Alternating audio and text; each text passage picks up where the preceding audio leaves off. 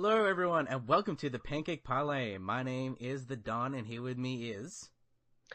Chowders, how's it going? Yeah, it's going good. You know, we have a good show for you for this week. We're talking about the Game of Thrones season finale. We're going to be talking about a full Defenders spoiler talk, some video game stuff in there, and our pick of the week as well as our question of the week. So let's just open up with just general news. Actually, today they dropped a teaser trailer for a new and upcoming TV show called Heathers.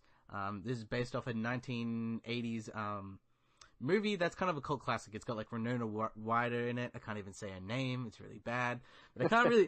but you know what I mean. Like, she's in it, and it's kind of set in a high school, and it's got a very weird tone. Like, the easiest way I can explain it is kind of like Scream Queens. Have you ever watched Scream Queens before? No, I haven't actually. Yeah, And I'm not familiar with the source material either. Did you say it was like from the 80s, Heathers? it's like 1980s, 1990s. Like, it's very like in that cusp band. It's set in a high school where all these girls, they call themselves Heathers. Like, I'm Heather 1, Heather 2, Heather 3. And like, there's this one girl, Renata Ryder's character, with Christian Slater, actually, when it was like really young, and they accidentally kind of kill one of them, and then it kind of spirals in, oh, well, these people are also assholes, we might as well kill them as well. And it kind of spirals to that point, and they're killing people left, right, and center. And this is a really good social commentary on teen life and being in high school and things like that. Like, it's got a message to it. And the new one, I guess it looks kind of alright. Like, I don't really like the style of it. The way, like, the characters look in this new one, they look, once again, they try to millennialize it, but they don't really look like the characters. But we'll see. Like, that's the thing. If they're making them look like that, maybe it's a social commentary on, who they are, and, like, they're trying to display who they really are, but really they're not, and they're trying to get into a phase. I don't know, but once again, this property is it is a cult classic, and it's turned into a weird thing, because they actually made a musical about it a few years ago. So for it to be a movie that no one really knows about, all the way to a musical, as well as now a TV show, I'm actually quite interested in it. So you've never watched Heathers before? No, and Yeah, at least from the sound of your like description of it, if they're going to millennialize, or as you've said, millennialize it, it almost kind of sounds like it's going to be like, like a Pretty Little Liars kind of TV show, because those are quite typical in regards to like murder mysteries and like plotting, all female, or rather majority female casting at least. So it might fall into that kind of vein of TV show. Yeah, well, that's the thing. The movie was well known for its really good snappy dialogue, some really good one-liners in there that are very interesting. But enough about that. That's pretty much our news for more or less. So what have you been doing, Adam, recently? Watching, playing anything? So I finally started watching Westworld. Oh, just started. All right. Yeah, just started. So I'm only halfway through. But I love it. Like, everyone who told me about it, like they said literally they could not believe that I haven't watched it, because it seemed like something that would be right up my alley, and I completely agree. I love everything about it. Just like the whole structure of the world itself. It kind of reminds me of Lost.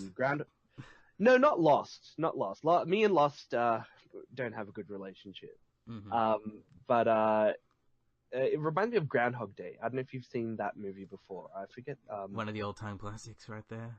Yeah. And, I kind of like, although the lives of the characters in that show, which, by the way, is, for people who don't know the premise, is basically about a world in which is kind of like, a Western, cowboy world, but everything, most things in it are robotic. So the people you interact with, you could consider them almost like NPCs, or non-playable characters, who you interact with, and they actively kind of like, have storylines which you can go ahead and have fun and, fulfill like kind of your, desires in regards to it. So it shows like, a little bit of interesting insights into the human psyche. But what's quite interesting is also the, I guess, development of personality and rise of artificial intelligence. In the show itself, and it reminded me of Groundhog Days because they do have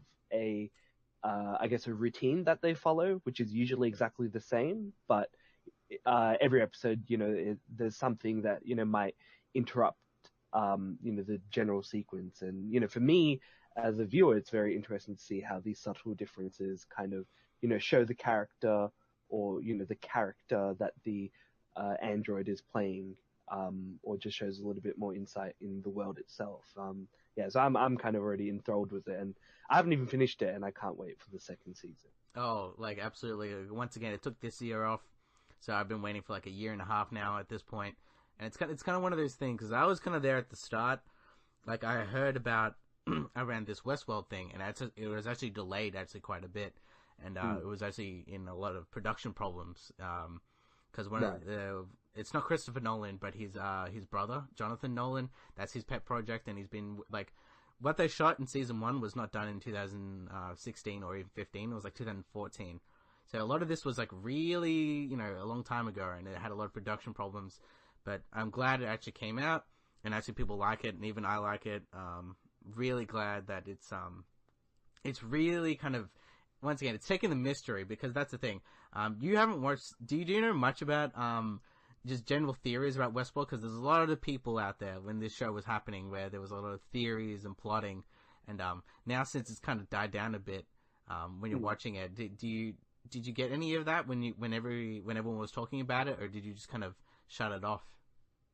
No, I generally have a pretty good spoiler filter. So generally, like, if I see anything that references something I don't, well, like, Game of Thrones included, like, if I see some kind of spoiler, like, my body just, like, shuts down and, destroys my phone or destroys my computer and automatically, and I just avoid any kind of spoilers. So I wasn't, anything that was Westworld related, I wasn't following at all. But I think in a way it's, like, I guess following that whole aspect of it is interesting because, there are some other shows that I did follow like that, like, what could this mean? What could that mean? What does this character's interaction with this, like, what does it all mean? So it is interesting to watch it as, like, I guess a solo rather than watching it in like a group think kind of way. Yeah, like, once again, like, I really like the show. Can't wait for it to come back. Once again, I'm not going to spoil anything, but yeah, everything, it kind of, the way it starts the show is a lot different from where it ends, and I like seeing a progression in a TV show, especially in one season, in comparison to some other TV shows where, one season to the next season, there's not much really progression in characters or who they are and what's happening. So once again, you've got like a lot, like within those next 6 episodes, a lot of stuff happens. And it's, from what you're thinking now and what's happening in the show is completely different from what actually happens. So there is quite a lot to digest in the show. Like, I watched a few episodes, like, in a marathon, and I like it. Because the show goes on for about an hour. It almost makes you think like you've watched 2 episodes in one sitting. But yeah, it I don't know. I don't mind. Like, I like the ride in which this show is taking me, and I can't wait to see how it all kind of concludes. I remember when the show was coming on, someone I know was watching it, and they didn't watch the last episode, and they thought that it finished at the 9th episode. So I remember they were telling me like, "Oh, I didn't know there was a 10th one," and when they watched it, like, cleared up everything. So I'm very interested to see how things change from the 9th episode to the 10th. But anyways, that's what I've been watching. Trust me, I can't wait to hear your journey on that, and then report back, and you're like, "Wow, that happens." Yeah. Well, we'll have a more spoiler session about it. What about yourself, man? What have you been watching? I've really been watching much. I'm slowly getting through Ozark, which is the Netflix series that's kind of trying to be Breaking Bad, but it's not as good as Breaking Bad with Jason Bateman. Like, it's a good show. I'm about episode 6 in there out of 10. I it's a solid show, especially if you miss that Breaking Bad feel of someone good having to go into the crime sector and really just getting into it. But aside from that, I've actually been playing quite a lot this week because I felt like I've been watching too much, so I felt like I needed to play a little bit more games because I've got a massive backlog of games still, and I'm playing it. I'm trying to push myself up. So currently, I finished a horror game called The Evil Within. This was a game kind of published by Bethesda, and this was made by, I think, pretty much the sole creator of Resident Evil. So it's got that very third-person feel to it. And yeah, it's really great. Aside from, once again, it's a survival horror, so it's hard and it's frustrating. But once you get a hold of it, it's a really rewarding game. And actually, a sequel got announced at E3 this year. So, I was like, okay, I might as well play this to see if I'll like the sequel. And I really enjoyed playing the game. And, it's kind of like a Resident Evil, but you don't have to buy any guns. You kind of find the guns, you upgrade them. And it's got this really trippy aesthetic to it. Like it kind of looks like something like a cross between Resident Evil and Silent Hill. Where the Silent Hill has this trippy aspect and Resident Evil has that more actiony monster aspect, and basically there's a combination of both. And I really liked it, and I played the shit out of it. The boss battles are very unique. It kind of reminded me of Batman Arkham City, where the boss battles were kind of different, especially like Mr. Freeze. Each boss battle it's unique and different, and the way you approach it. For example, there's 2 or 3 of the bosses, they can't die by like normal means by shooting at them. You have to do different things. It gets frustrating, but once you kill them, you kill them. Have you played any of these at all, or a fan? I have heard of The Evil Within. It seems like a pretty interesting game. I don't personally go out of my way to play horror titles. Just generally because, like, I don't know. It's always something that's like, I like horror stuff in my video games, but not games that are purely horror. Like, I like in the Arkham games, the original one, Arkham Asylum, there was the Scarecrow scenes in it, and those were pretty cool. Like, those aren't like direct horror gore or anything like that, but they were just like these thriller moments that are like peppered throughout the game, and they kind of set you off kilter because you don't expect it. Whereas with the more horror game, it's usually, for me, it's just kind of a bit of a misnomer with the whole thing. But I have played Resident Evil back in the day at like my cousin's place, and I love that game just because of how like the camera angles that you're forced to look at the game in kind of gave this off kilted feeling with how you're supposed to approach like zombies and fighting, and you really feel like you're claustrophobic in a game like that, and so just up the feel. And also because I've played it with people, it kind of and because I was playing it when I was quite younger, so it was quite scary at the time, but not so much now. Yeah, the scare factor is real. On the basis note of you actually don't like horror games, sort of. That's kind of the same in me in a particular way. Because it's something like compared to a movie or TV show, it's a few hours of your time. When it's a video game, it's more expensive, and to me, if it's a horror game and it's hard, a lot of it might be locked out.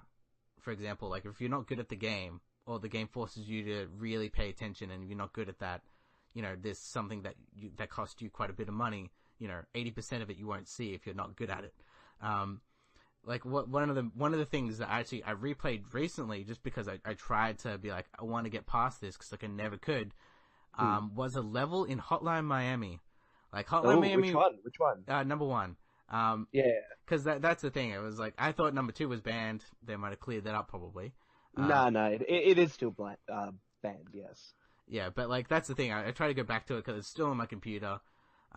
It was a cheap game, but like if this was like a normal release, like a $80 release, and I got about halfway through the game, and I'm just like, if I pay normal money for that, I'd be kind of pissed off.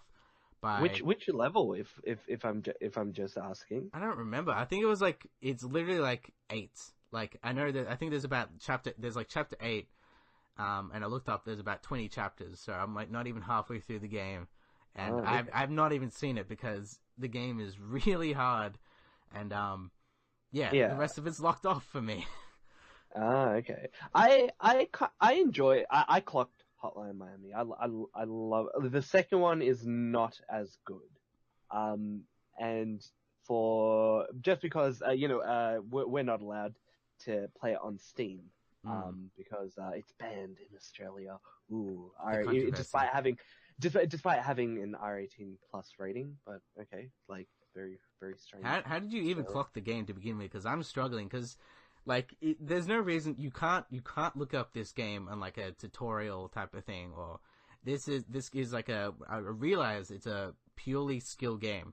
Like you can't be like, okay, just do this, get this thing. Like it doesn't necessarily work that way. This game is Hmm. 100% skill. Like I know there's like you can probably tackle for some levels, like go to this room first and do this, do this. But even then, the game itself is pretty hard because everything interacts differently. Each time you reset, things change. So I don't understand how you did it.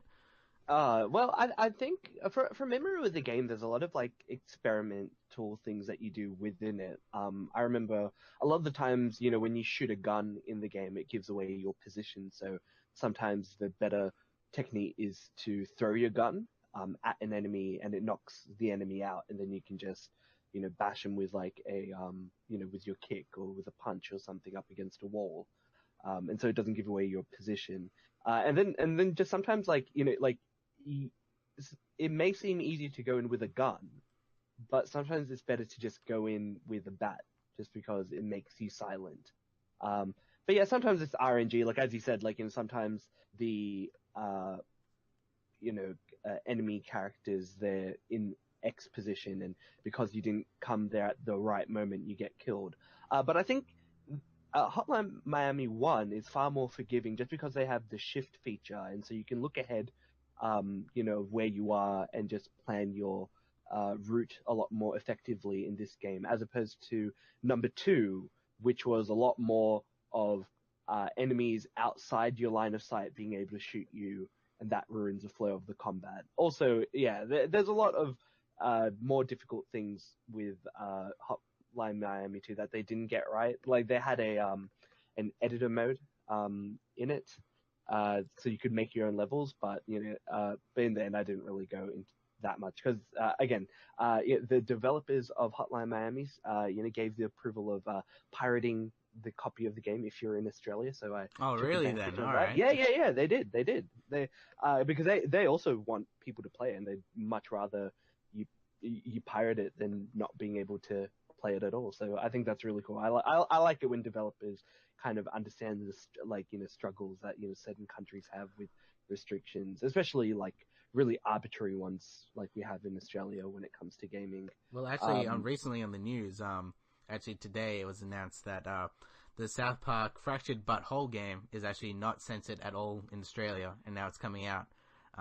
And I like how that was big news for everyone. Like, yeah, it's not censored, and so yeah, they made a big deal about it. So it's coming out here, not going to be censored like the last game. So that's good. to be to be honest, I've played sorry, what's the first one called again? I don't. A The Stick of Stick of Truth. Truth, yeah. I played Stick of Truth, and the difference between the Australian edition and the, I guess, worldwide release is that in the Australian edition, in the worldwide edition, they basically have a alien probing scene where you just probe, like, I think a mini game where you probe like various characters of the South Park um, franchise. And in the Australian edition, they just have the noise of it in the background, but they have a sad koala explaining what's happening in the scene, and that in and of itself I found pretty funny, because that was like the gag for the whole censorship. So in the end, I feel like South Park got the last laugh from it, and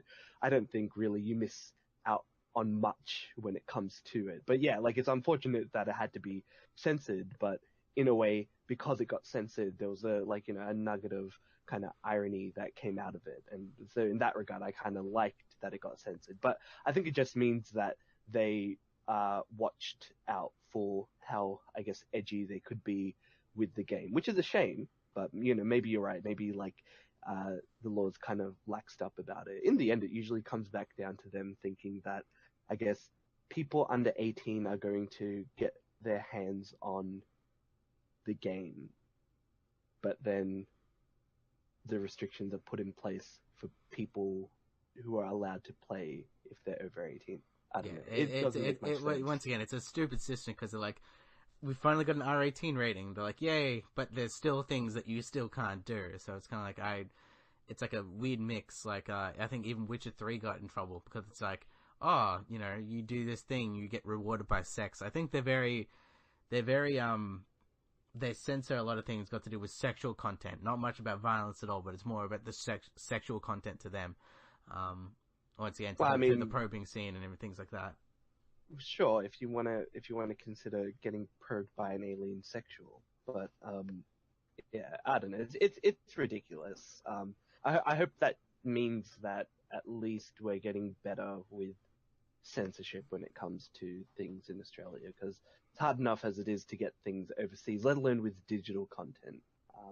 But yeah, it's good. It's good to hear. I'm looking forward to Fractured But Whole, just because I am a big fan of the Coon and Friends and episode in the South Park series. Yeah, once again, South Park has been hitting it out of the park for the most recent years. I think a lot of people, they either love it or hate it because the style's different. But once again, the Coon and Friends type of stuff is really good.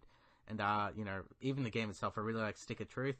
It's one of those, it's an RPG where you can't just kind of grind your characters and make them level up. Like, I leveled up my character to the max, and it wasn't that hard. Like, it felt like a 15-hour RPG, which is, completely fine. And, I heard this one's going to be like a normal type RPG where it's way more extensive. I can't wait to play the game, Fractured But Whole. And I think it comes out this year, doesn't it? Yeah, it comes out. I'm not too sure of the exact date, but regardless, it's probably going to be a pretty big thing from Matt and Trey. Right. I always love their stuff. Yeah, their Book of Mormon's amazing. Even like their movie. I still need to watch that. Yeah, I still need to watch Book of Mormon. Tickets. I think it ends soon-ish, and I think tickets are generally cheaper now. I saw it for free in Chicago before it came out in Australia. Nice. So yeah, I won a prize there. They actually have a raffle draw for the Melbourne show as well. If you go 2 hours before each session, they have a raffle. You put your name in, and basically you get really good cheap tickets for about $30. Wow. Yeah, so you can do that if you really want to get the show and get it for cheap, and you can try out and try to do it again and again and again. That's what people do. But yeah, I even like their old school movie type of things. Like I love basketball. Basketball's funny, yeah. Yeah, like even then, like the South Park movie is freaking amazing. Team America's pretty good. Even like their old school stuff, like Orgasmo, that was like their first movie. Yeah, I actually haven't seen Orgasmo yet. There's a lot of stuff that they've made that I haven't seen, but yeah, you're right. All of those things like basketball, yeah, the movie's pretty good. Yeah, I just have to see Book of Mormon because I love the episode on Mormonism in South Park. In South Park, that's great as well. Yeah, they tap a bit of that, and it was pretty funny. But yeah, aside from that, what I've been watching since last week is actually the whole series of Defenders. So what we're going to do is kind of launch in our full spoiler talk for the Defenders. This will probably also include spoilers for basically all the Marvel Netflix shows, and I guess Marvel stuff in proper, depending on whatever it relates to. But then again, the TV stuff doesn't really relate to the movies that much anymore anyways. They tried, but seems to be a failed experiment. So well, I think the Netflix series does a better job at connecting to the movies than the other like Agents of S.H.I.E.L.D. because at least they kind of refer to the incident in New York. But that's it. It's always like, oh, there's this guy with a big hammer. Oh, look, he's referencing Thor. Like, is it really worth? It's kind of like it's in the same universe, but it doesn't really feel that like connected. it. Yeah. But yeah, well, we talked a little bit about the Netflix stuff last week. Um, so let me hear your opinion of it. You mean Defenders? Yeah, Defenders.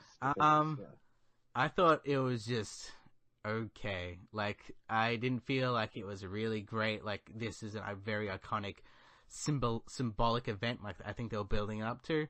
Mm. And it wasn't necessarily bad either. It just, to me, it just exists, and I don't think I'll be rewatching it or feel like I don't feel like, for example, if I watched Iron Fist in preparation for the Defenders, I'd be pissed off because I would have all watched through Defenders. I mean, Iron Fist just to get to Defenders, and I felt like, I don't know. I felt like there was something missing. I don't know what it was. It just felt like everything came together, but it was kind of jumbled up, and it felt rushed. Once again, we were talking about before about the Marvel Netflix shows being maybe a little bit too long. This felt a little bit rushed. Maybe it is the production, but I felt like kind of a lot of it was lacking. Like the action was kind of okay. They try to get those shots like in Daredevil where it's a one shot off, where it's like it looks really amazing. You can kind of see they're trying to do that. The banter once again is also pretty good, but because some of the characters actually know each other. But it just felt like, I don't know. It just felt really weird, and it just felt like, oh, there's all the I think the four corners, the 4 points or the five in New York, and it just all basically just was way too quick. I thought the TV show would be a progression of like one of the bosses gets eliminated, and then they go to the next one and the next one. Instead, they basically all got eliminated within one episode. So to me, I felt like it was kind of disappointing. So that's my rant on the Defenders. Yeah, I mean, you're far more forgiving of the show than me. I think it's hot trash. Like sure, it's not as it's not as bad as like you say, but I think because it is supposed to be their Avengers, they just completely don't even manage to get it anywhere near what they intended for it to be. I think one of the issues I had with it was the fact that it had a very, I guess, like not really any memorable villains. Marvel in general have suffered that particular shortcoming in their movies as well, but at least in the series, they talk up the Hand as being, you're not gonna survive if you approach them, but they managed to do a pretty good job at either evading or fighting against the Hand throughout the 8 episodes of encounters they have with it. Yeah, I think they even cast Sigourney Weaver, and once again she gets taken out. She really doesn't do anything. Like she has some like talking gravitas points, and then like she kind of just disappears. There's no real motivation for her, like aside from like I want to kind of live forever. And I don't know. I think it was just talked up too much, maybe. And once again, the everyone else, it just felt underdeveloped. Like I felt like there was no real reason for the villains to do anything. There was no real reasons for even the Defenders to get together, because it was a get together, but they just kind of like, oh, you're here, okay, I guess we have to defend New York City now. Like I don't know, there was no real like we have to come together for this reason. In a way, like there's no motivation, I guess. In a sense, this is the thing. They do have a reason to come together. The issue that I said, I think last podcast, was that it didn't feel organic, right? It didn't feel natural that they all came together. Oh, Jessica Jones just happened to come up upon some guy who wanted to take down the building which he planned for because he knew something bad was going to happen. Luke Cage, oh, they're recruiting young African American kids from Harlem. Oh, the only two characters that had any solid connection to the Hand were Daredevil and the Iron Fist. Yeah, and that's it felt like it was their show. Like they like once again, Daredevil had the whole Elektra thing, so he knew, and and it did feel like almost like it was a Iron Fist season 2, Iron Fist and Friends. Like not in the sense that like the whole show was centered around him, but it was like they were tagging along with his main plot of getting rid of the hand, which they successfully do by the end of the show. But again, you don't feel threatened. Also, the one thing I really disliked was one of the hand members. He continuously talked in Japanese, and everybody responded to him in English. It really it just really cringy. Yeah, like I just why? didn't get it.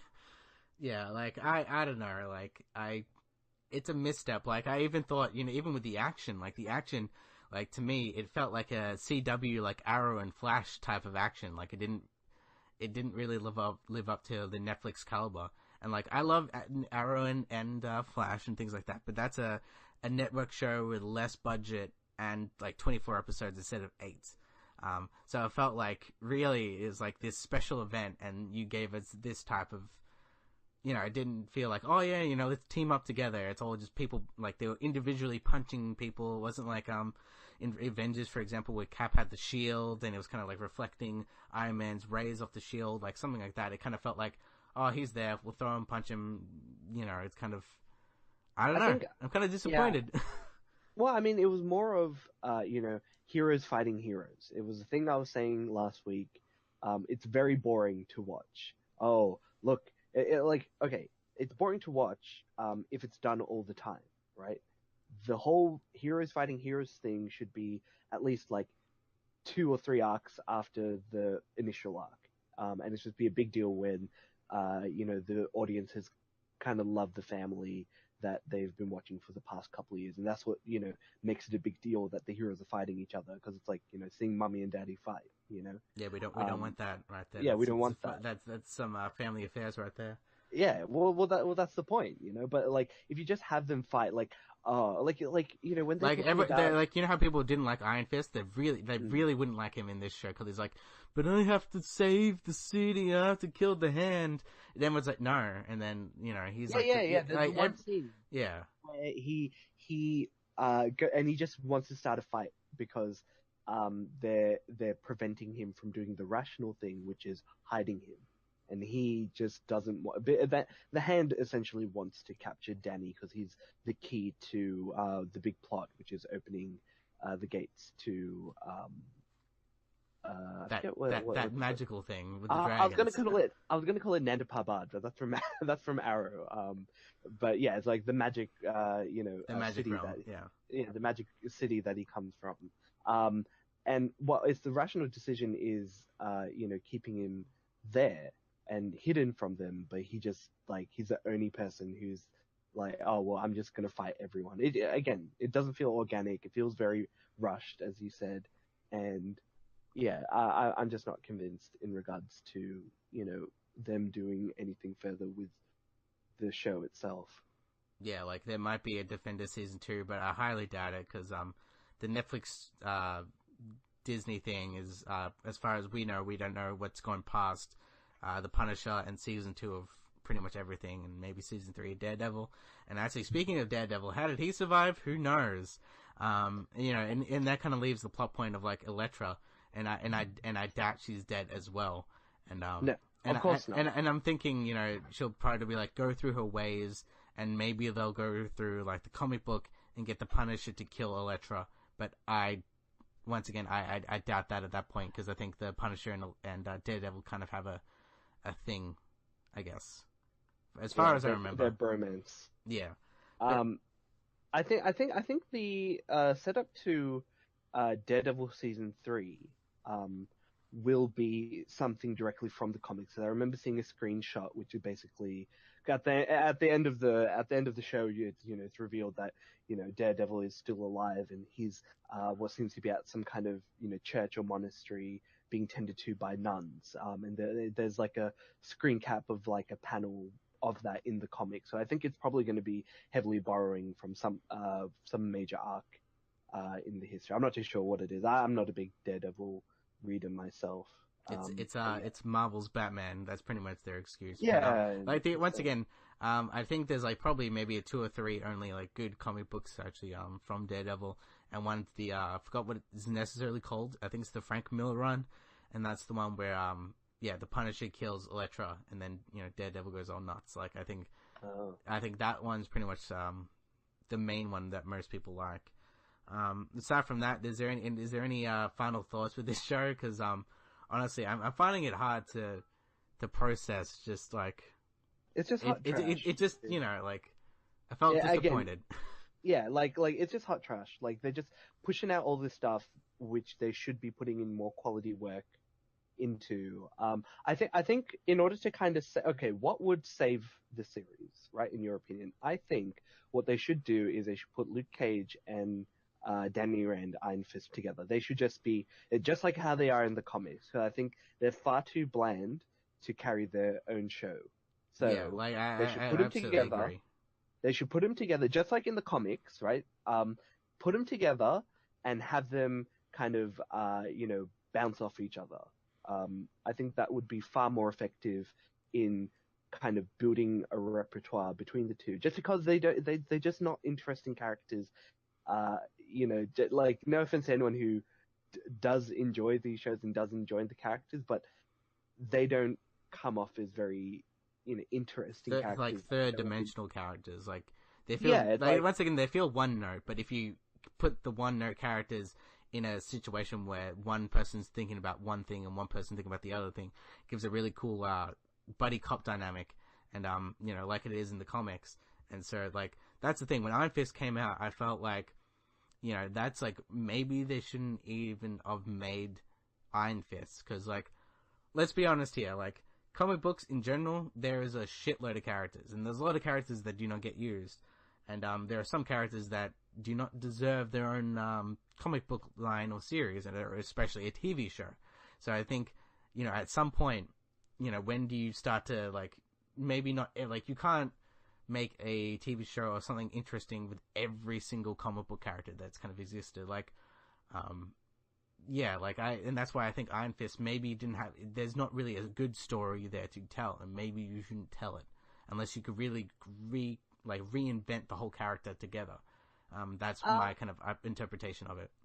Well, I don't know. Like, I think if the market dictates a story to be made, like let them make it and let it fail, like on its merits, or succeed or fail on its merits, right? But I think the issue is with something like with everything that they've presented, like they have the potential to do good, and that's Daredevil and Jessica Jones. But then they can also do bad, which is Iron Fist and Luke Cage.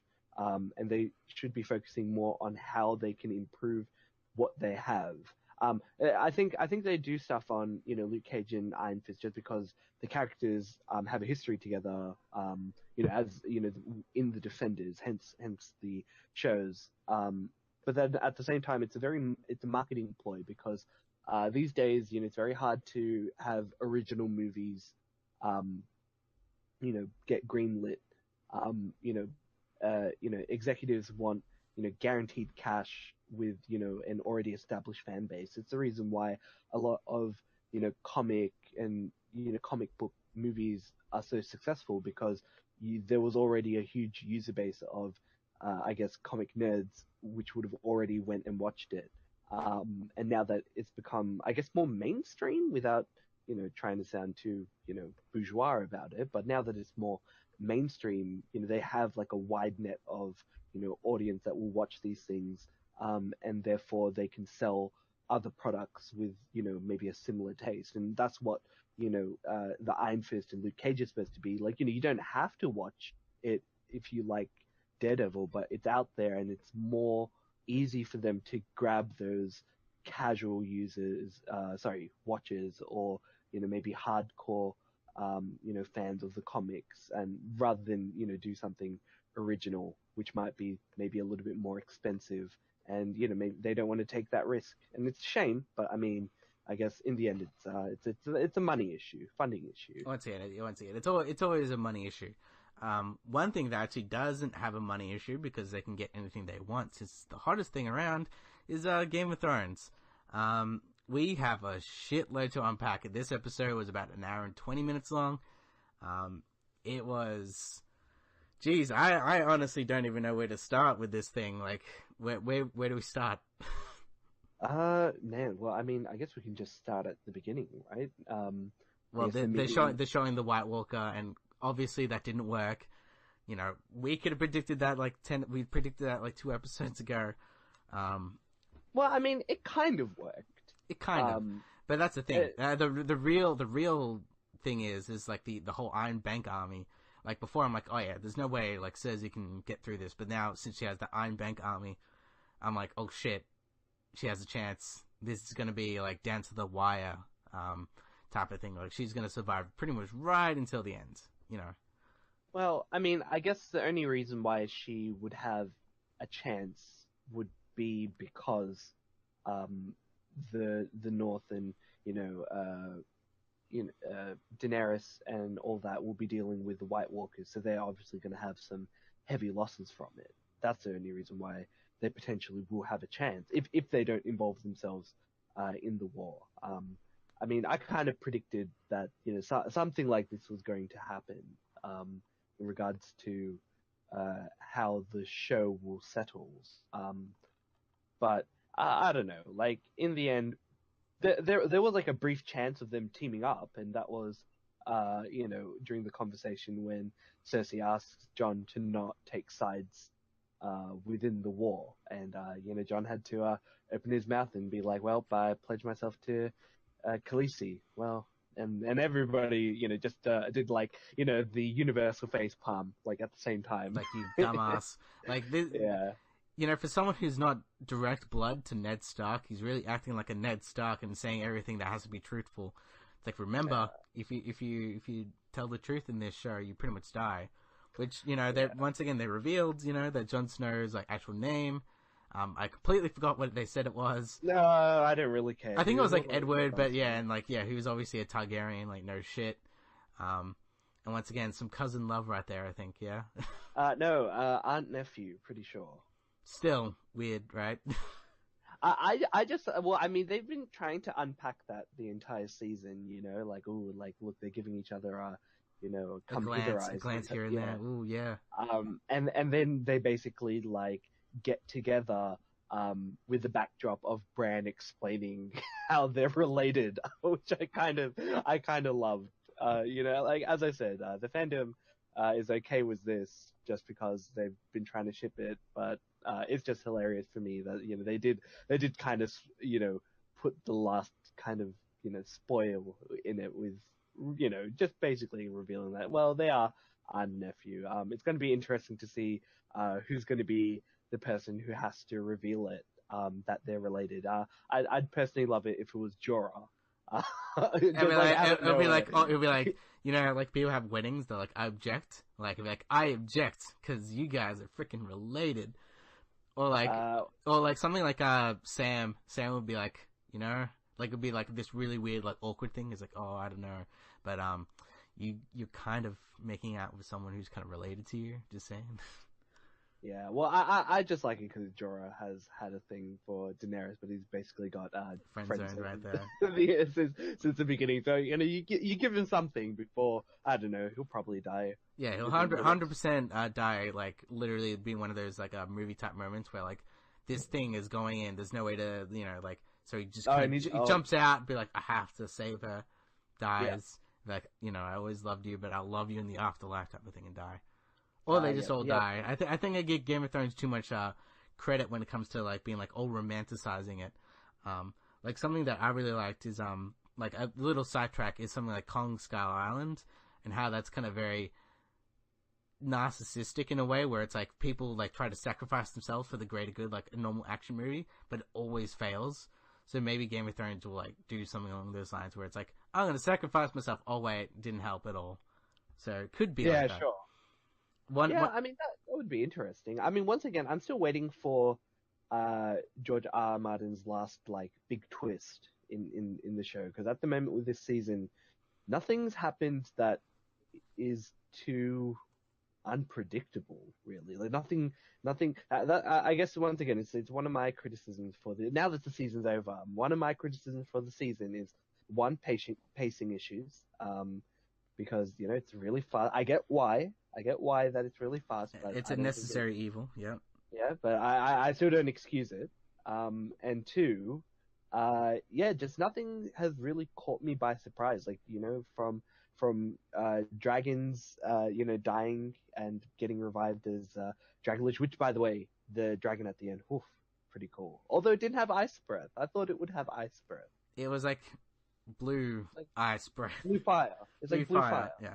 Either way, once again, and then we saw like the Night King riding it, so that's pretty much the three riders. Three riders, yeah. Yeah, so, and the wall just went completely down. I don't think that's like the main wall. It's like, I think that's the East Watch or whatever it was that they needed to defend, but like the main wall's still there, but even then they knocked it down like just like that. Yeah. So like, I guess Which it's like instead of having an episode where they're fighting beneath the wall and having like a something I really like is like in Lord of the Rings, the two towers they have the wall and have to protect it and the dynamite. I thought it was going to be a really cool dynamic because they did it in Game of Thrones with the wildlings, and I thought that was pretty cool with the giants and everything. Yeah. But yeah, they just knocked it down straight away. It's like, well, you're done. Yeah, maybe that's the reason why, because we've already had a wall fight, right? But also because, once again, they're rushing. But yeah, I guess it would be interesting to see, what would have happened if they didn't have a dragon. Like, what was their plan then? I know. Once again, they got those giants. They don't die. They don't like they die, but they don't really die. They can just keep on like attacking it slowly, and just for 50 years, just keep on going at it. I don't know. Just make some ice stairs. Just climb up with some ice spears. You know who had an ice stair? Freaking what do you call it? Not Jamie. Tyrion. When he realized that Jon and Daenerys were getting it on, he's like jealous. Yeah, really I'm like, what is this? Like, is there some weird love triangle here? I don't know. I don't think it's jealousy per se, but I think he knows that Daenerys is definitely listening to whatever Jon says at the moment, and therefore she'll be very influenced by him, especially now that they've got together. And then Tyrion feels a little bit out of it because, like, if it's kind of like it's hard to. It's like one of those things where it's like, oh yeah, your friend gets a girlfriend, you can't say anything, and he always listens to the girlfriend, but like you have the more advice, but he doesn't listen to you anymore. So I think it's one of those where, like, I think Tyrion's like one of those things, been like, like I don't really feel any attraction to you, but I thought like we'd be alone together, but working for the better Westeros. But then Jon Snow comes along, so I don't know what they're planning with that. They plan to do some sort of like sabotage thing. I really wouldn't like that, like where like Tyrion does 180. I would really not like that.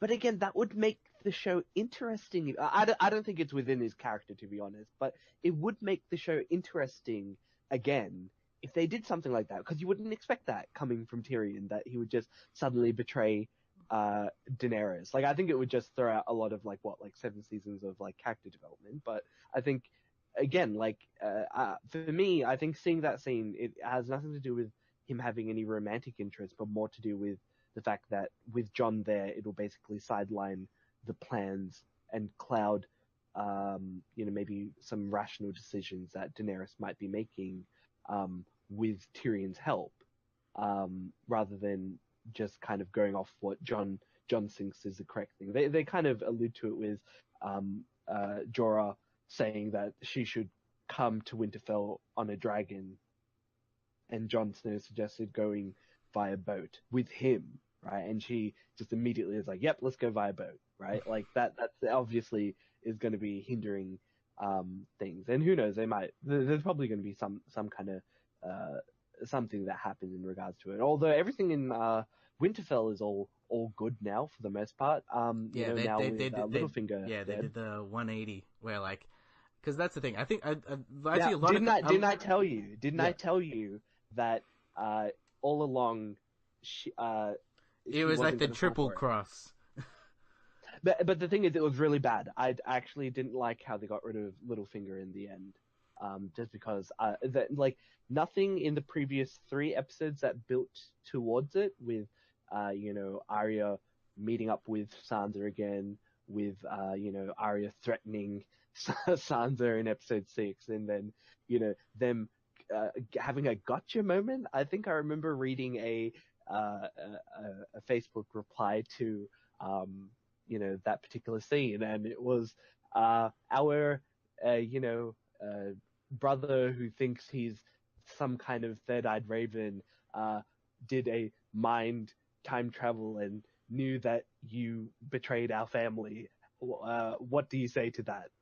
Like what is someone going to respond other than like, huh? What's a three-eyed raven? That's Brand in general. It's like, what the hell are you even talking about, man? Yeah, like just the whole basis for like them. Like I could understand like maybe them Bran in particular like maybe wanting to get like some revenge, but he's kind of beyond that right now. He doesn't really like other than like he is trying to prevent maximize survival of the human race against the Nightwalkers, and that might mean the removal of Littlefinger. But again, nothing really showed that they were planning a plot against him. Like, it would have been nice, like, maybe they had some scenes where it looked like Arya and Sansa were escalating their fights. But it was all just kind of code for them, leading up to this, where it just came out of nowhere, where it was like, oh, well, let's have Arya in the middle. This. But and it's like, oh, just a trap for really Littlefinger. Like, I don't know. I think a character that's basically survived 7 seasons, and plotted. And as they mentioned in before they killed him, he was instrumental to the whole war between the Starks and the Lannisters.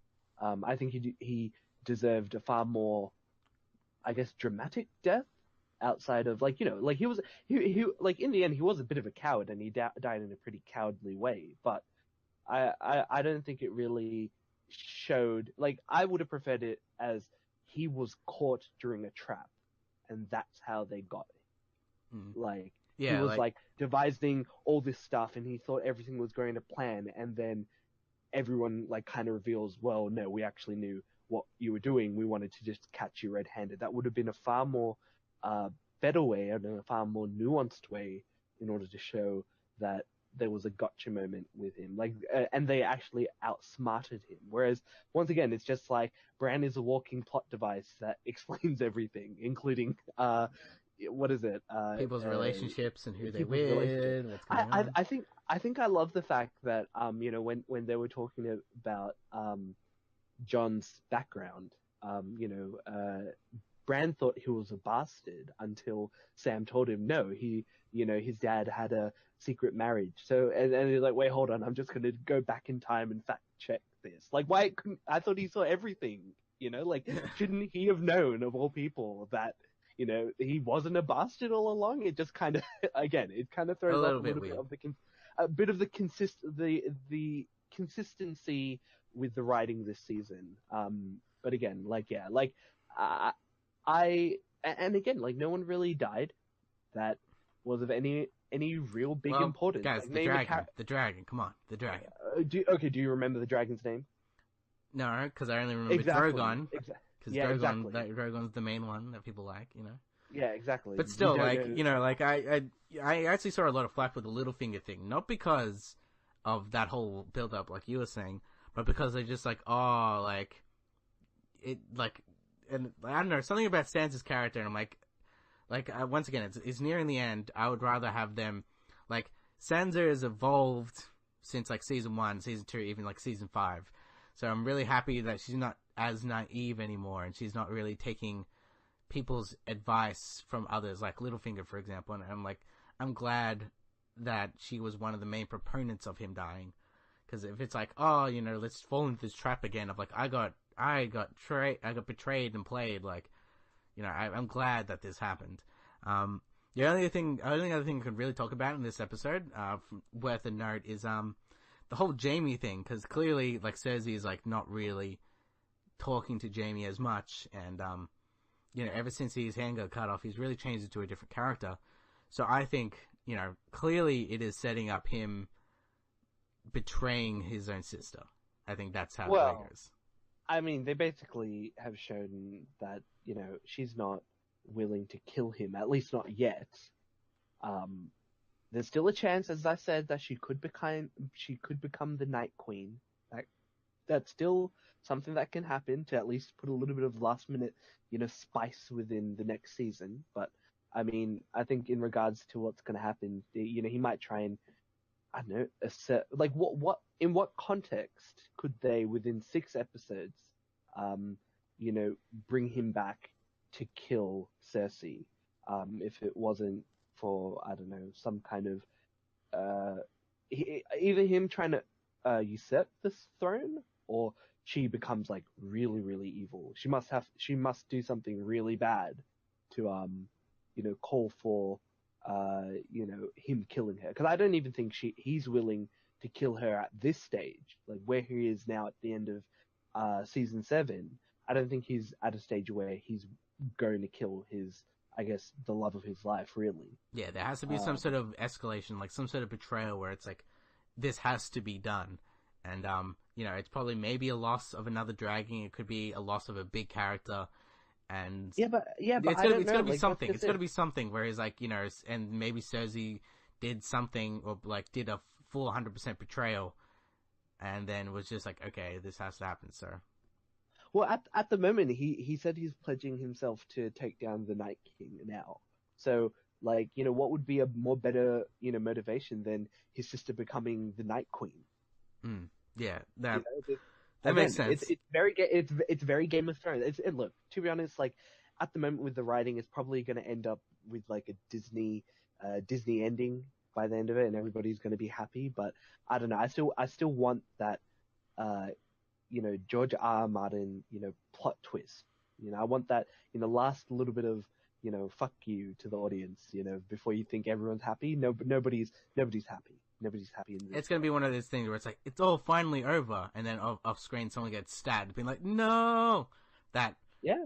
right It, there. it, like- yeah, like I mean, and that's what will keep the show interesting, I think. Like maybe like you know, John does end up getting the throne or whatever, and then you know Tyrion gets stabbed like at the end. You know, like that could be something, and it leads to you know, off screen, like you know, it's the end of the Game of Thrones, but it just kind of shows that you know maybe they don't successfully break the, I guess, cycle of you know, Well, oppression. that's the thing. Speaking of actually cycles, um, do you think they'll actually kill all the Night Walkers like they've done for good?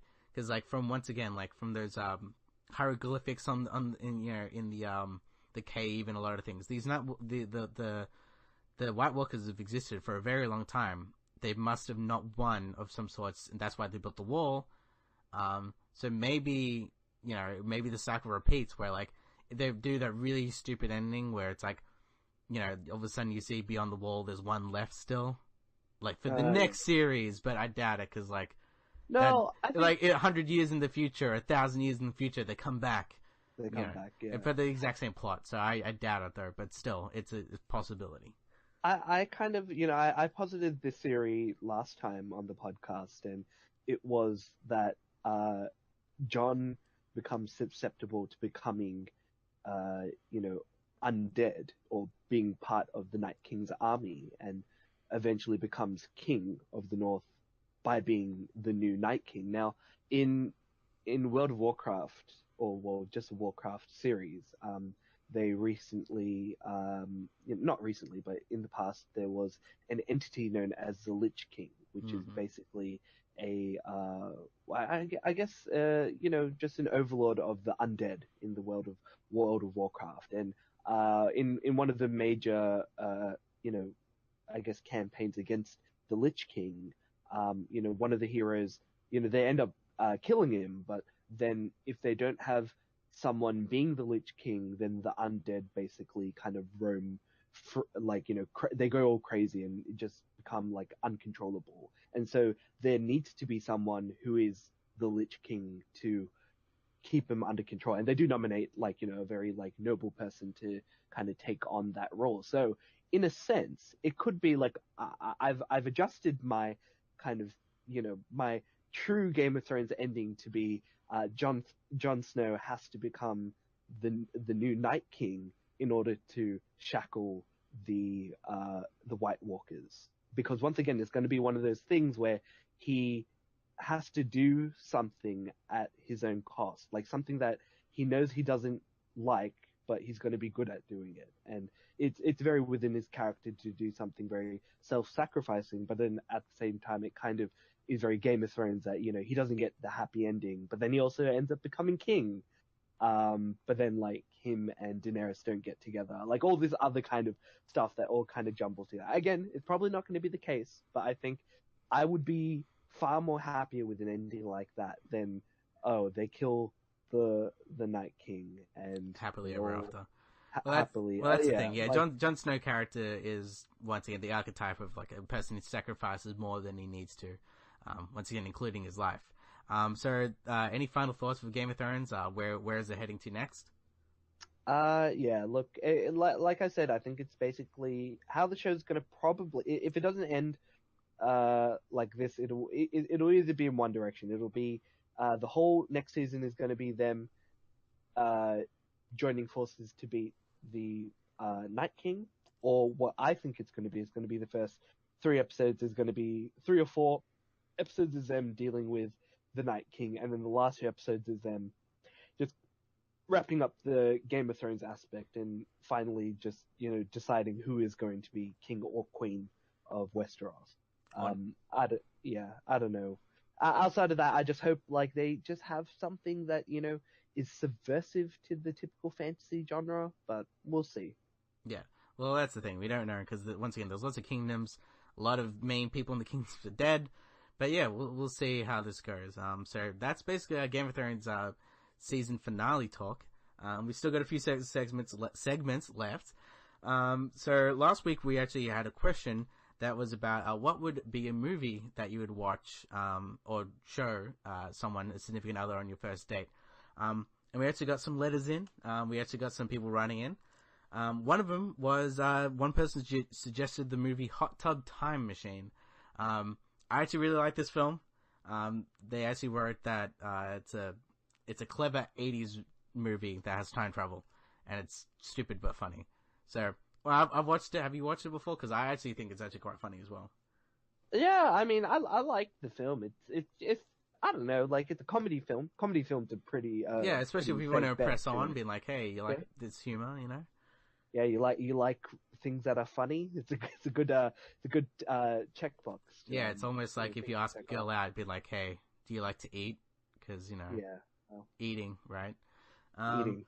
So yeah, that was our question last week. Once again, you can always write in at us at pancakeparlay@gmail.com. That's our one word.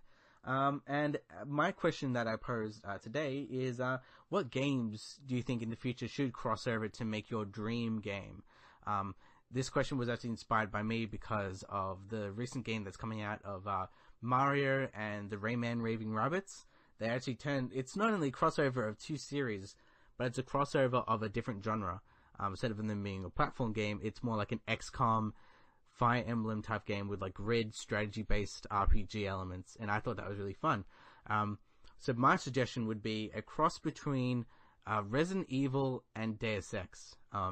Deus Ex is one of those once again, for Deus Ex is one of those franchises where I love those types of games where it's open world, RPG open world.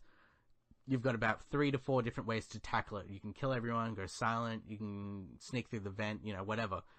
So those are my type of favorite genres, and then mixed in with the flavor of Resident Evil. They've already kind of rebooted Resident Evil for the good this year, but I think this would be really cool to have kind of like a semi-open world game where you've got a bunch of RPG type skills like strength, stealth, and kind of tackle your way through I guess European town, something like in Resident Evil 4, for example.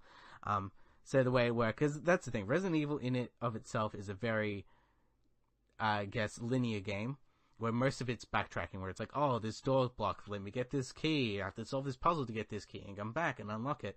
So it's very formulaic and very straightforward. So I'm thinking of a way of being like, oh, there's the way is blocked by like a bunch of zombies, for example. Either I can stealth it, I can kill them all, I can solve this puzzle and do whatever. So there's multiple ways to do it, and I think, that's a general way to do it. Once again, if all else fails, add RPG mechanics to your game. I think that always helps, like something like Tomb Raider or even Far Cry. That's pretty much helped their games. So that's my actual pick. What did you choose, Adam?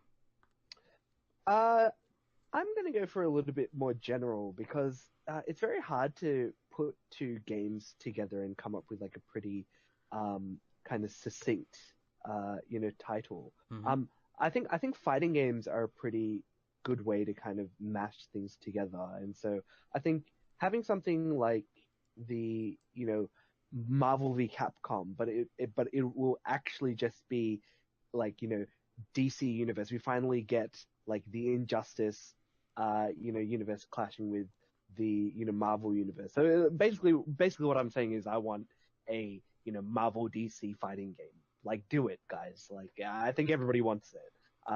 But in terms of wanting to have a different game mechanic, like I'm very partial to very traditional turn-based RPG. So I wouldn't mind if there was a superhero like Final Fantasy styled video game as well. Like, I don't know if there is actually any in existence that's any good. Yeah, like now that I think about it, there's not really anything like. Once again, like the Final Fantasy and Chrono Triggers, it's like a fantasy thing, but there's not like there's Batman teaming up with Superman, it's turn-based, and they unlock these different powers and items. Like, I think that would actually be really cool. Yeah, I like Chrono Trigger is my favorite RPG of all time. Well, traditional turn-based RPG, I guess. Since RPG means like a lot of things these days. But it's everything now. Yeah, it's everything now. But yeah, I would love to see something that is, as you describe it, being like a Final Fantasy / not necessarily like with Final Fantasy characters, but maybe using the mechanics in those games to make a pretty cool turn-based combat game.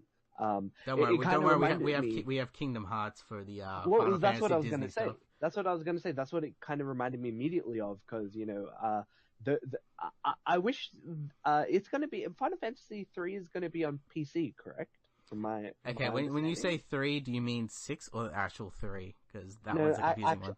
Actual 3. I think it's already on Steam. I think you can get that because I remember that was an only DS thing, and I think it's been on PC for actually a while now. Because I know that I know it came out on phones and things like that. But yeah. No. Okay, then I mean actual. Okay, you're calling it 6. I'm calling it by what the title's called. All right, it's Final Fantasy 3. You mean the one with Terra and the snow and the mechs and Kefka the clown? Okay. Wait, did I say Final Fantasy? Sorry. No, that's why. That's why. Oh, okay, yeah. Kingdom Hearts 3. I'll forget about it. That still doesn't even have a solid release date. Well, like, I don't know. Like, I always wanted. I never grew up with a PlayStation, so I haven't played like either of the Kingdom Hearts games. But I think those games are like right up my alley, except for the fact that I've heard the story for both of those games. I just like don't even bother kind of thing. But I saw the I think the E3 trailer for Kingdom Hearts 3. Probably, yeah. Really good. Oh, once again, the Kingdom Hearts thing is more or less fan service. Who cares about the plot? Because it is very confusing. Very confusing. Kind of like, why is it? And that's the thing. I think the Kingdom Hearts series is maybe lost a little luster, mainly because of all the spin-offs. Like, we're going to go before everything. We're going to go midway between this game and this game. And it's like, just give us 3. And, we're finally getting it. But my God, it's taken us a long time. Like, I think the really only good one spin-off that actually Kingdom Hearts had is Birth by Sleep. And this is the one set way before everything. That because the way the mechanics work in that one is, because in the normal Kingdom Hearts games, you'd unlock a skill after a certain level and then you'd equip it. The way this one works is you can buy your powers, and items, and you can kind of fuse them together. And I really love that type of mechanic, because it reminds me of Final Fantasy, actually Crisis Core, another thing on the PSP. And the way that worked is, like, you can get one power to an item and mix it together, and basically you can break the game. Like, I remember playing Crisis Core, you can max damage is 999. I remember mixing that with a healing spell that meant every time I hit that item, like every time I hit, I get that much back. So I could never die. Okay. So Kingdom Hearts had something like along the lines of that. Birth by Sleep had along the lines of something like that, where you can mix them together, level them up, and then it's a different fighting style, because Kingdom Hearts 1 and 2 were more or less like spam the X button to, hurt them and then do a special move, where now it's upgrading different skills. And I think, once again, we're far off track, but I honestly, yeah, I can't wait for Kingdom Hearts 3. Yeah. I just hope that eventually it's probably not going to happen, but I'd like to see some kind of HD re-release of 1 and 2 at least on PC or something. Ooh, Because I think PC. there's Yeah, PC is the well, one where it's hard to get on. Like, more than well, Xbox. Like, well, that's what I'm saying. Like, what incentive is there for anyone who's unfamiliar with the game to pick up Kingdom Hearts 3? If they're not familiar with the plot of the story. I think throwing in like I hate it when games do that in general. They did the same with I think Metal Gear as well because once again, I never grew up with the PlayStation, so I never played the Metal Gear series. But everyone I know who have one have been recommended like, oh, you got to play Metal Gear. But I think like 4, 5 is out on PC, and that's about it. Like, what? The Metal Gear series on PC? Metal Gear on PC, yeah. Okay, that's really weird, because I know the Xbox version has pretty much every single Metal Gear aside from, what is it? Aside from 4, because I think that was a PlayStation 4. Yeah, Yeah. But everything else has pretty much come on, the Xbox. But PC, I don't know. PC is one of those weird things where I know it's really hard for game developers to develop for the game. For games, because it's always different. Most things are made on PC to begin. I know, but for some reason they export it in a particular way. Because that's the thing. The way PCs work is game development works is you have to consider every person's different setup. Like every person's different graphics card to drivers to what they have in the system. That's why it's really hard to optimize in a really good way. That's why, for example, a lot of console stuff is really kind of pretty much on par, and it's a lot easier to export. Because it's kind of got the same architecture. It's always a quad core or a dual core before. But now, like with PC stuff, it's like you have to consider a lot more stuff. I mean, it's a bit of a fail on just Sony's regard, just because of how poorly the PS3 was to develop for. So therefore, there's a lot of like potentially good games that you can't really adapt over towards a PC, but they have been able to do very similar things with the Xbox, because the Xbox 360 at the time had a very similar PC architecture. So you're seeing a lot more games that used to be on the Xbox 360 being either ported to, PC, or I think it's actually, the Xbox One is actually emulating Xbox 360 games, yeah, they're doing that, and which is pretty awesome. Not only that, but they actually announced at E3 that they're doing original Xbox games, and you can plug in your original disc and it'll work. So really, once again, I think I have a spin-off called Marketing Movies. I do marketing talk, and one of them was it's a really good strategy for Microsoft, because like unlike Sony or Nintendo, they have that like years and years of mascots and different people coming in the things. So there's a nostalgia for Xbox. I think nostalgia for Xbox is just kind of about to happen really soon. So everyone's like, oh, I remember these original Xbox games. So I think when the Xbox One X comes out, which is the really powerful one, onwards in the future, it's going to be, from this console now on, you can play the whole Xbox library, like since its generation. And I think a lot of, like, Nintendo kind of promised it, but it's like you have to always kind of rebuy it, and it's kind of like it never saves, and they're finally kind of doing it now. So imagine a console where you never have to like, oh, next generation I'm going to flip-flop to this console because, it has these games, it has my friends. Like my Xbox library right now has about like 120 downloadable games that I can download. So imagine 5 years down the track, I can download whatever generation it is, and I can have the whole library just right there at my fingertips. And I think to that, that basically just keeps people in the ecosystem. And I think that's really smart from Microsoft. And, that's future-proofing yourself. Well, we'll see if they'll actually continue committing to it. They're kind of not doing as well in the console market as PlayStation 4, which kind of has a monopoly at the moment. There was recent talks of them doing cross-play for, I think it was PUBG. I could be wrong.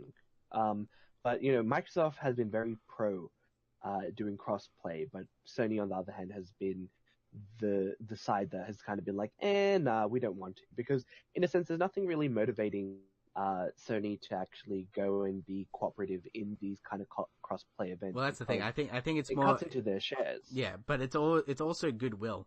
Like once again, Sony's tagline is for the players, and they're getting some shit because they're just like, you're not really for the players if you're not letting us do that.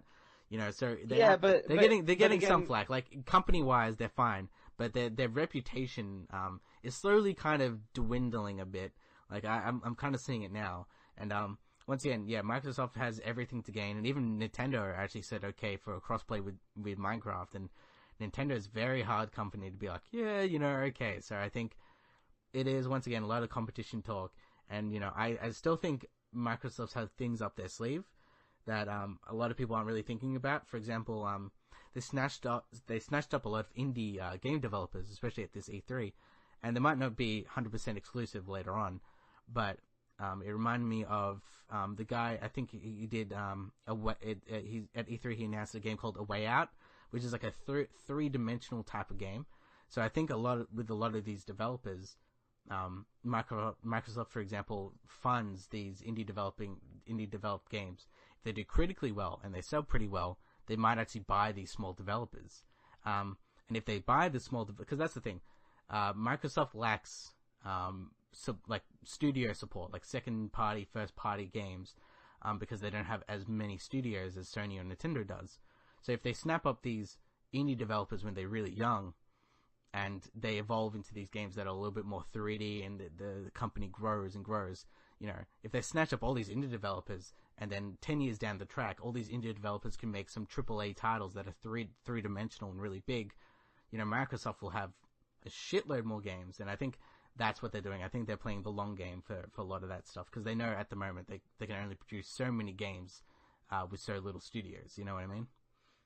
Yeah, I do. Like, I mean, it's a good plan, but they'd have to be offering those indie development studios something pretty good in order to keep them on some kind of exclusivity, with their console. Just because, you saw what happened to Bungie the moment their contract was up with the Halo series. They often jumped and went and made, Destiny, which is a cross-platform video game, which means more money. So, again, Microsoft would have to be offering their, I guess, indie and potential first and second party development studios something pretty good in order to keep them loyal. Because, if companies like one thing, it's making a lot of money, and being exclusive doesn't necessarily get you that far unless your game's like very, very good. Well, I think, yeah, sorry. No, you go ahead.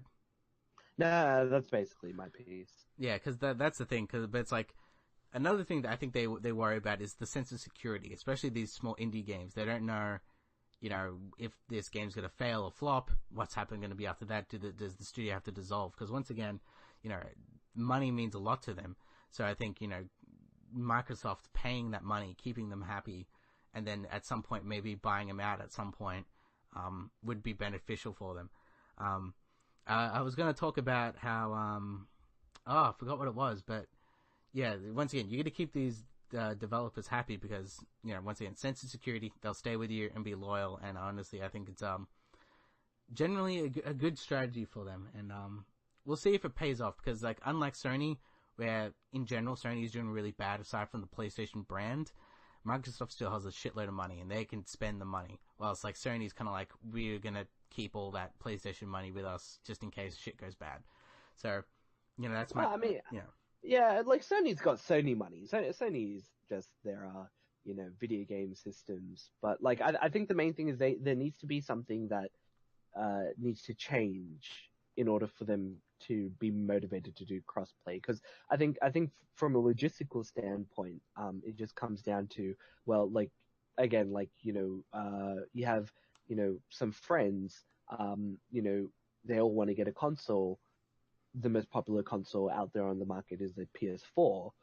Chances are all their friends are going to get PS4s together. But the moment you enable crossplay, it means one potential customer not buying your PS4, which again, like, they make a loss on the console itself, but the potential software revenue that they make is the main thing that kind of drives profits in their way. And so again, uh, I understand why Sony wouldn't want to do it. But yeah, there has to be something more. It was something like Minecraft could be something very simple to do just because it's just Minecraft. Like Yeah, everybody it's literally Minecraft. everywhere. You can get people like it's on phones as well. Like, just goddamn give people free to play. No one's gonna buy your console just solely for Minecraft. Okay, like it's everywhere. Yeah. Yeah. Well, we'll see. Yeah, we'll see. So I think that's pretty much it for this week. So we're going to be heading into our pick of the weeks. My pick of the week is actually a video game, which I've actually been playing as well, is Dishonored 2. This is, once again, my favorite type of genre where you can execute a plan, multiple directions, stealthily, kill people, multiple different ways to do it. And apparently this game didn't really sell that well. And because at launch it had a lot of bugs. It was released between a lot of big games like Call of Duty and like Destiny expansions and things like that. So the expansion got announced for E3. It's coming out soon, and I think it's worth the price. It's probably like really cheap now, about $20 to $30. Even then, it's probably even cheaper. So I highly suggest not only Dishonored 2 but Dishonored 1. They're both really great games. They kind of follow the thief type of example, but it does have a little bit of killing in there, so if you don't want to completely be stealthy, you can. And yeah, I really enjoy the game. It has an amazing, unique art style, and I want it to sell well because I think Dishonored 2 might be the final one, at least for a very long time. So I think Dishonored 2 is a good pick. Yeah, I've heard some pretty good things about the first Dishonored, but yeah, like I heard the controversies with the game being quite buggy on release, and I hate it. I hate that particular practice. Like, this isn't just on Dishonored itself. I think, like, Assassin's Creed, there's a bunch of other games that have just kind of AAA games of all things that have just been shipped out, just straight up broken, and then people having to wait for a day one patch. I think it's a more bigger issue with something like consoles, because not everybody has access to data feeds to kind of update their game on time. Yeah, once again, it's all about like the money, for a lot of yeah, them. it's money, but yeah, it's just a really disgusting trend that I see in a lot of games, and it's a bit of a shame because I've heard pretty good things about the original Dishonored. Sun 2 looks pretty interesting, but I think it's just like a long line of games that people were hyped about, because I think people were hyped about Dishonored 2 as well, as well as not human Mankind Divided. Yeah, once again, my favorite type of genre is getting a hit, and now Mankind Divided and Deus Ex is taking a break. I liked Mankind. Human Revolution, but then Mankind Divided, it came out and then it just disappeared because the game was buggy, and I guess it also had other issues within the actual title itself. But yeah, anyways, going off topic, I guess I'll give my pick of the week, and you know what, I'll give a video game as well. I recently finished the Tomb Raider game that came out back in 2013. I really love that game. So Rise of the Tomb Raider, that one, the sequel. The sequel? No, the original one. Oh, the original. I think that came. For some reason, 2010? I have a very weird memory. I think that was 2011. Like, for some reason, I remember titles, and then I always remember the date right next to it. I think that was the 2011-ish game. 2013. All right, 2013. I am wrong. Wow, it feels like a very long time ago. Yeah, well, I mean, it is a pretty old game. I kind of expected it to be a lot more stealth realistic, but it was more arcadey, and I think I kind of really enjoy that aspect of it. You do kind of see Lara kind of just becoming like a badass throughout the whole thing. Yeah, it's very. Once again, adding those RPG mechanics makes it a lot funner. That's it. Yeah. Turns out people like upgrading. Very, very good way scavenging, upgrading. I think 100% of that game. Like, I remember doing everything and getting everything and doing all the temples. Like, I 100% of that game. Yeah, the thing that didn't motivate me to finish it was getting all the GPS tags. So I was like, I don't care enough to go through the whole thing to get GPS tags. But I did all the temples and I did all the other kind of stuff. But man, I couldn't get all the GPS tags, which actually kind of reminds me, speaking of 100% in games, I would recommend finishing Hotline Miami. Just stick with it. Oh, it's so hard. Like I was in that level for like 30 minutes. I mean, like, oh my god, it's like no matter what I do, I fail. Ah, man, yeah, just stick with it, dude, because Hotline Miami is very, very, very fun game. Yeah, and the music like appeals to me. I'm like, Oh, I man, just I want to love constantly play it for the style and in the music. So I'm just like, it motivates me. But it's a tough game. Yeah, well, that's my advice. That I'll leave you off. Stick with it. Yeah. Once again, also you should continue to play to the next Tomb Raider game, because that's also some high quality stuff. And Yeah. Maybe I'm in the midst of potentially upgrading my computer, so I'll put it on the list of games that I need to play among my already long backlog of games that I need to play. It just happens. It just happens. Like I even heard with the first Tomb Raider, for PC, they actually had a patch where it's like ultra high def settings where like Lara's hair would be like fleeing like naturally, and it would like slow down the frame rate so bad because like the ropes and the frame and her hair would be natural the way everything works. And I'm like, that breaks games basically. Yeah, but yeah, I'm pretty sure you didn't play on the whole ultra, because that's no way. My can probably about 5+ like years old. I just need to upgrade something so I can play the latest stuff, because there's a lot of cool games coming out, and I want to play them all in Ultra, man. Yeah, you want to spend that money. That's it. So that's our show for the week. So you can find us obviously at YouTube. We're now just starting to do a lot of different things. Like we're in we have our own website. We're in Lipsing as well, and you can find us on there. We've got an RSS feed now. So we've got a lot of different stuff, so you can connect to us and all that type of stuff. So is there anything else final to say, or is that pretty much it for you? Yeah, no, that's it for me. We'll catch you next time, guys. Yeah, alright. See you guys.